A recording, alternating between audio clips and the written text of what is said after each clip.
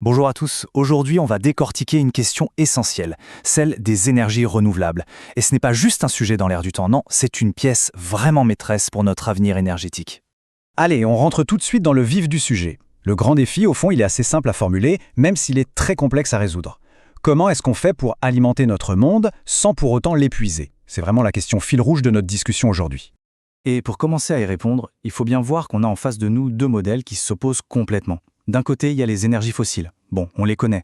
Des ressources qui s'épuisent, qui polluent, et avec des prix qui font le yo-yo. Et de l'autre côté, on a les énergies renouvelables.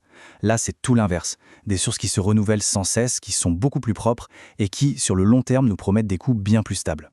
Alors, première partie, notre dilemme énergétique. On va poser un peu les bases. Bon, alors, une énergie renouvelable, c'est quoi au juste? En fait, c'est assez simple. C'est une énergie qui vient de sources naturelles, qui se remplissent toutes seules, en continu. Pensez au soleil qui brille tous les matins ou au vent qui souffle. L'idée, c'est que c'est durable. Ça a un faible impact sur l'environnement. Et puis, point très important, ça renforce notre sécurité énergétique. Pourquoi? Parce qu'on devient moins dépendant des importations de pétrole ou de gaz. Ok, maintenant qu'on a la définition, voyons un peu plus concrètement comment on fait pour capter toute cette puissance naturelle. Alors un truc super important à comprendre, c'est qu'il n'y a pas une énergie renouvelable, mais des énergies renouvelables. C'est un peu comme une boîte à outils, un écosystème, avec plein de technologies différentes. Chacune va puiser dans une force de la nature bien précise, avec ses avantages et ses inconvénients. Commençons par la plus connue, l'énergie solaire. Le principe est simple, on prend la lumière du soleil et on la transforme soit en électricité, avec des panneaux photovoltaïques, soit en chaleur. Et ce qui est génial avec le solaire, c'est sa flexibilité. Ça marche aussi bien pour le petit panneau sur le toit d'une maison que pour ces fermes solaires gigantesques qu'on voit s'étendre à perte de vue. Après le soleil, le vent. L'éolien, c'est l'art de convertir la force du vent en électricité. On a bien sûr les éoliennes terrestres, mais c'est vraiment en mer, ce qu'on appelle l'offshore, que ça devient hyper intéressant. Là-bas, les vents sont beaucoup plus puissants, beaucoup plus réguliers, et donc la production d'énergie est optimale. On passe maintenant à l'hydroélectricité. C'est un peu la doyenne des énergies renouvelables, une technologie qu'on maîtrise depuis très très longtemps. Le principe, on utilise la force de l'eau qui bouge, souvent avec des barrages, pour faire tourner des turbines. Et ça produit des quantités massives d'électricité, et de façon hyper fiable. Autre source, la biomasse. Là, on parle d'énergie produite à partir de matières organiques. Ça peut être du bois, des déchets agricoles, des résidus d'animaux. Mais attention, il y a une condition très importante. Pour que ce soit vraiment renouvelable, il faut que la gestion de ces ressources soit durable. On ne doit pas couper plus d'arbres qu'il n'en repousse, par exemple. C'est un point clé. Et pour finir ce tour d'horizon, la géothermie. L'idée, c'est d'aller chercher la chaleur qui se trouve à l'intérieur de la Terre. Et son avantage énorme, c'est sa constance. Contrairement au soleil ou au vent, la chaleur de la Terre, elle, est là tout le temps. C'est donc une source d'énergie hyper fiable qui peut tourner 24 heures sur 24, 7 jours sur 7, dans les zones géologiques qui le permettent.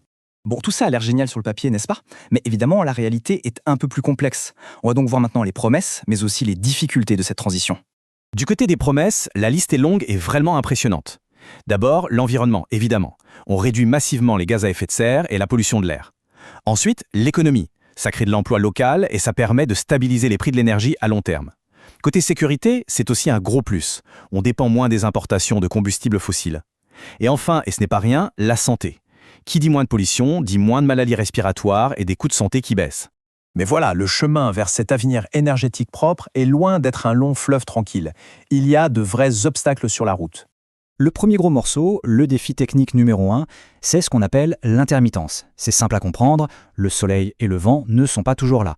Les panneaux solaires ne produisent pas la nuit et les éoliennes ne tournent pas quand il n'y a pas de vent. Et ça, cette production qui varie tout le temps, c'est un vrai casse-tête à gérer pour assurer l'équilibre du réseau électrique.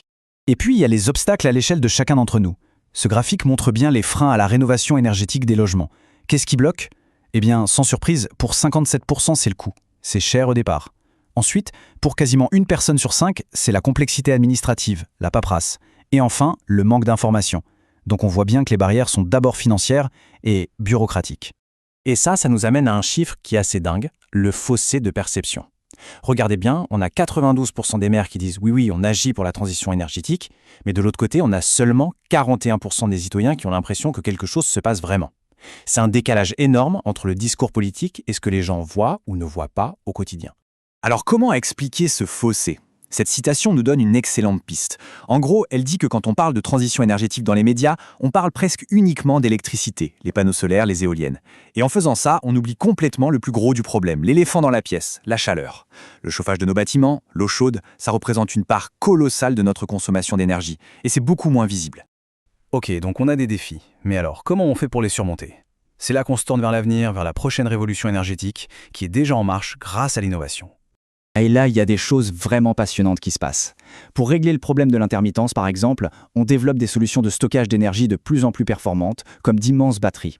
On a aussi les smart grids, les réseaux intelligents, qui utilisent l'intelligence artificielle pour gérer l'équilibre en temps réel. Et bien sûr, la recherche continue, avec de l'éolien flottant en haute mer ou des cellules solaires de nouvelle génération qui promettent des rendements bien meilleurs. Et dans cette famille d'innovations, il y en a une dont on entend beaucoup parler, l'hydrogène vert.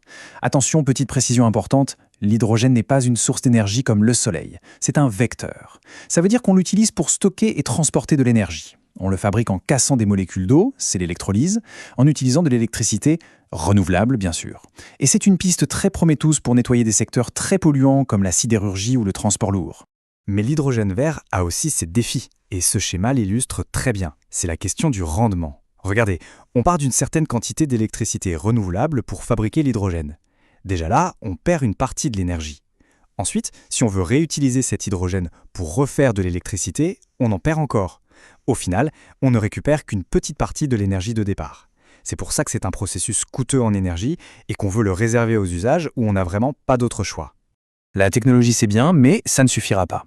Le rôle de chacun devient de plus en plus crucial. D'ailleurs, les mentalités bougent, 60% des gens se disent intéressés pour investir dans des projets renouvelables près de chez eux. On voit aussi apparaître des outils qui nous aident à faire des choix plus verts, comme des labels pour choisir son fournisseur d'électricité. Et puis, l'action collective, à l'échelle d'une ville ou d'un quartier, peut vraiment faire bouger les lignes, en poussant par exemple pour des réseaux de chaleur locaux. Et on termine là-dessus. Au fond, la technologie pour un avenir énergétique propre, on l'a. Elle existe, elle s'améliore tous les jours. La vraie question, elle n'est plus seulement technique, elle est collective.